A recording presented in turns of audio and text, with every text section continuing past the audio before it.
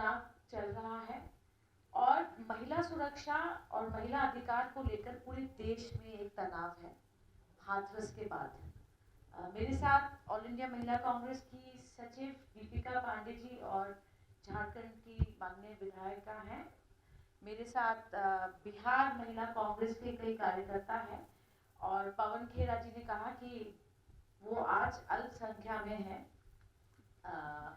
पर मेरा मानना है कि अलका लांबा जी कुछ दिन पहले आपके बीच आई, उन्होंने कई सारे महत्वपूर्ण आंकड़ों के माध्यम से आपको बताया कि बिहार में महिलाओं की स्थिति क्या है। पर मैं थोड़ा सा उससे आगे उसी मुद्दे को आगे बढ़ाते हुए ये कहूंगी कि महिलाओं के मुद्दों पर जोर देना जरूरी क्यों है। क्योंकि अगर हम सिर्फ बिहार नहीं पर पूरे देश के आंकड़ों को देखें तो एक बार नहीं बार हर विधानसभा के चुनाव में और लोकसभा के चुनाव में महिलाओं ने ये बार साबित किया है कि जब मतदान का वक्त आता है तो महिला पुरुषों से ज्यादा संख्या में बाहर आकर अपना वोट डालते हैं। मैं एक इंटरेस्टिंग फैक्ट आपके सामने रखना चाहती हूँ कि पहले चरण का तो चुनाव हो गया बिहार में, पर अगले 2 चरणों में जो चुनाव होने जा रहा है, अगर उसके आंकड़ों को आप इलेक्शन कमीशन ऑफ इंडिया का देखें तो 61% वोटर्स महिलाएं होंगी अगले 2 चरण में। अब सवाल ये उठता है कि इस प्रतिद्वंदिता में मैं चाहती हूँ कि कांग्रेस पार्टी सिर्फ आंकड़ों को लेकर बात ना करे।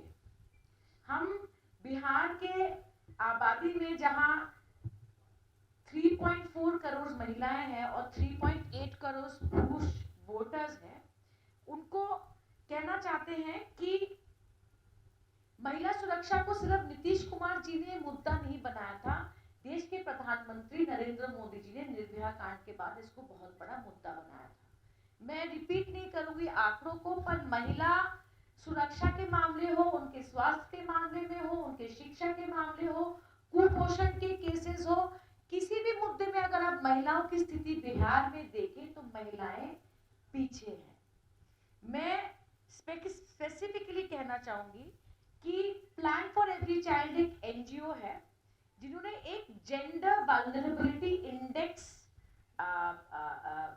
रिपोर्ट रिलीज किया था 2017-18 को, और इस रिपोर्ट का इंपॉर्टेंस ये है कि भागी मैक्सिमम ड्रॉप आउट्स महिलाओं की या बच्चियों की क्यों होता है, क्योंकि टॉयलेट्स नहीं है।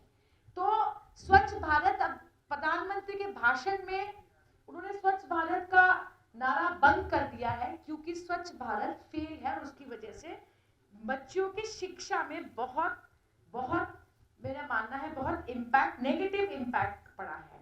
इसके अलावा 74.8% households have no access to toilets.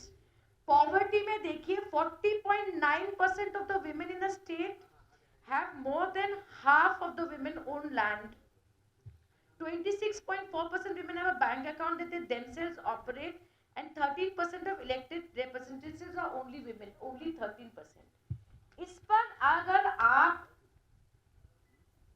जोड़ना चाहे, can we add to that Nitish Kumar ji जब पहले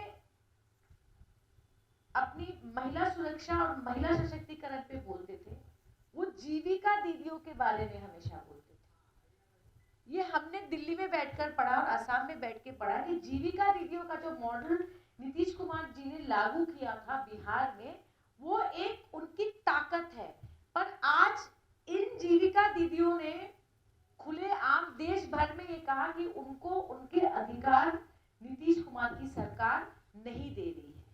बलात्कार कोई संख्या नहीं होती, कोई एक आंकड़ा नहीं होती कि राजस्थान में है तो हमारा बलात्कार है, पंजाब में है तो हमारा है, और हरियाणा में है तो बीजेपी का है। ऐसा नहीं होता, यूपी में है तो बीजेपी का है।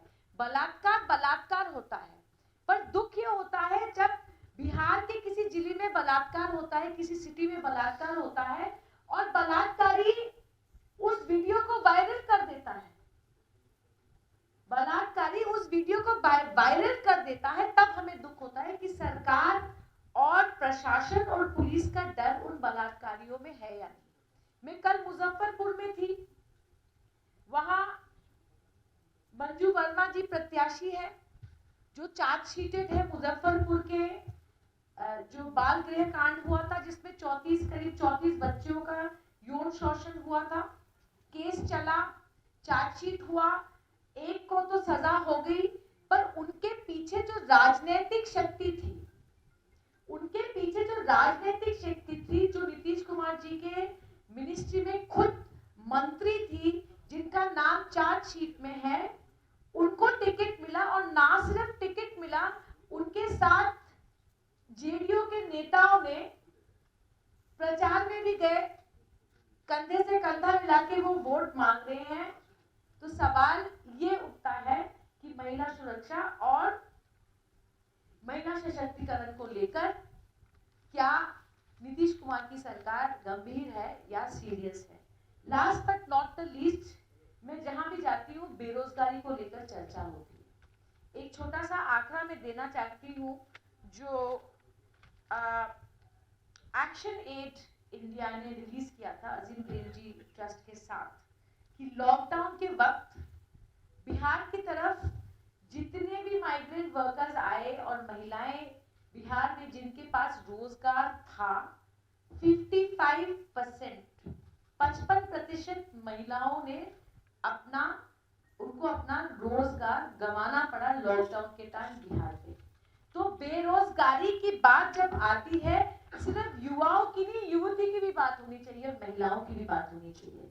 और कांग्रेस पार्टी का ये वादा है, मैनिफेस्टो का रिलीज हमारे वरिष्ठ नेताओं ने किया, पर आप लोगों से ये मैं उम्मीद करती हूँ कि मैं आज सिर्फ जेडीयू और बीजेपी और प्रधानमंत्री जी की आलोचना करने के लिए आपके बीच में नहीं आई, पर बिहार की बहनों से, महिलाओं से ये जरूर कहूंगी कि अगर आप लोगों ने हमारे प्रति आस्था प्रकट किया, इस इलेक्शन में हमारी गठबंधन की सरकार बनेगी, हम हर उस वादे को सिर्फ जो हमने बच्चियों के लिए किया है और महिलाओं के लिए किया है, उसको हम पूरा करेंगे।